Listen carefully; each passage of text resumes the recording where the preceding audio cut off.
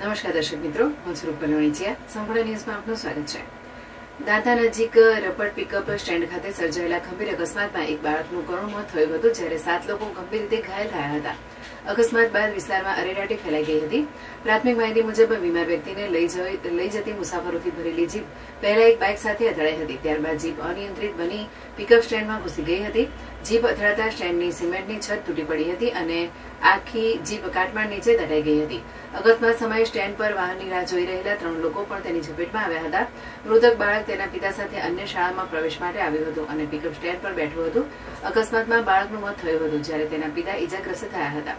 ઘટનાની જાણ થતાં 3 108 એમ્બ્યુલન્સ, 112 પોલીસ ટીમ અને દાંતા પોલીસ તાત્કાલિક સ્થળ પર પહોંચી હતી. કુલ 8 ઘાયલોને દાંતા સરકારી હોસ્પિટલમાં ખસેડવામાં આવ્યા હતા, જેમાંથી 7 લોકોને વધુ સારવાર માટે પાલનપુર રિફર કરવામાં આવ્યા હતા. ઘાયલોમાં પીપળાવાળી વાવ, પાબા અને સેબલપાણી ગામના રહેવાસીઓનો સમાવેશ થાય છે. ઘટનાની જાણ થતાં મામલતદાર, ટીડીઓ અને ડીવાયએસપી સહિતના અધિકારીઓ પણ સ્થળ પર પહોંચી પરિસ્થિતિની સમીક્ષા કરી હતી. અકસ્માત બાદ મોટી સંખ્યામાં લોકો ઘટનાસ્થળે ઉમટી પડ્યા હતા. કાટમાળ નીચે દટાયેલી જીપને બહાર કાઢવા માટે જેસીબીની મદદ લેવામાં આવી હતી.